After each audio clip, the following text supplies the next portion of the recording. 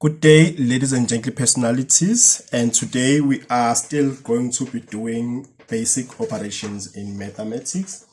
And then when we are dealing with basic operations in mathematics, we are dealing with lesson 1 of it, which is dealing with signs when it comes to calculations. And then so we did part 1 or part A, which is addition and subtraction, and today we are going to be doing part 2, right, that deals with multiplication of numbers. So basically how to multiply numbers. So ladies and gentlemen, personalities, when it's come to multiplication of numbers, it is all about looking at how the signs work together with each other in the realm of multiplication. So that is what we are going to explain, and then we're going to take everything else from there. So ladies and gentlemen, personalities, the most important thing in this chapter is that if you have same signs in multiplication, when you're dealing with multiplication,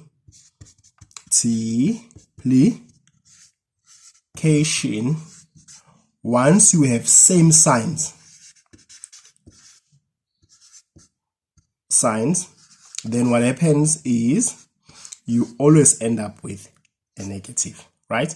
Sorry, I'm talking nonsense, a positive. And then if you have a different sign, different signs, you will always end up with a negative. Now, what does this mean, ladies and gentlemen, personalities? It means that if you've got a negative times a negative, it's same sign, so you'll end up with positive, right? And then if you have a negative times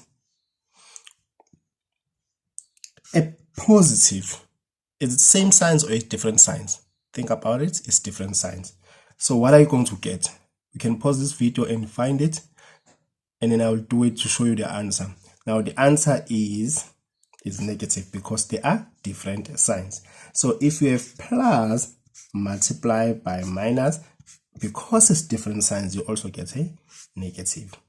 And then lastly, if you got plus multiplied by plus, you get what? You get positive. Why? Because it's same sign. So the key point is that if the signs are the same signs, you get a positive, and then if it's different signs, what do you get? You get what? You get a negative. Right.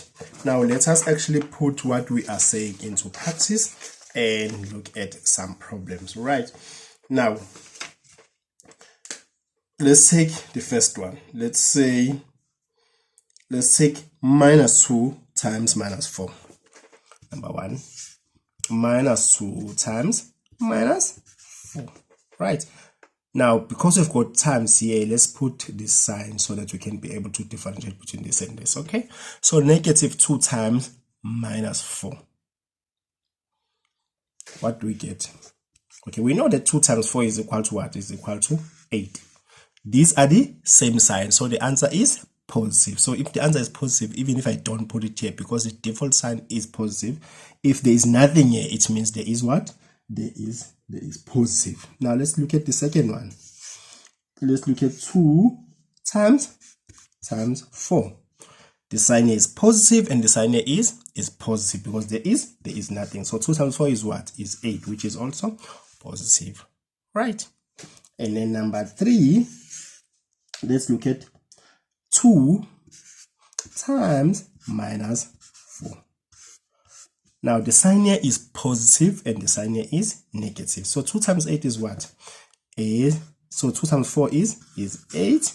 But because there's a positive sign here and a negative sign here, it's different signs. So our answer is going to be negative 8. And ladies and gentlemen, personalities, you can actually go to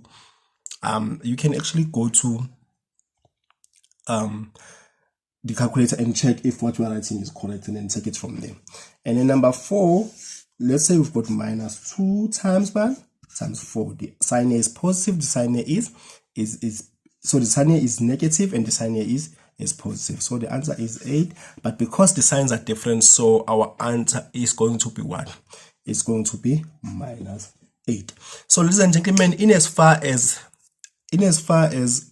multiplication is concerned, what is important is that if you have the same signs, you get a negative, and if you've got a different sign, you get what? You get a positive. Ladies and gentlemen, Thank you very much for tuning in. My name is Mqonde Smacaba from Thembela Maths Club, a club that helps learners to understand mathematics. Thank you very much for tuning in and have a lovely day. If you have any questions, you can write it below. Thank you.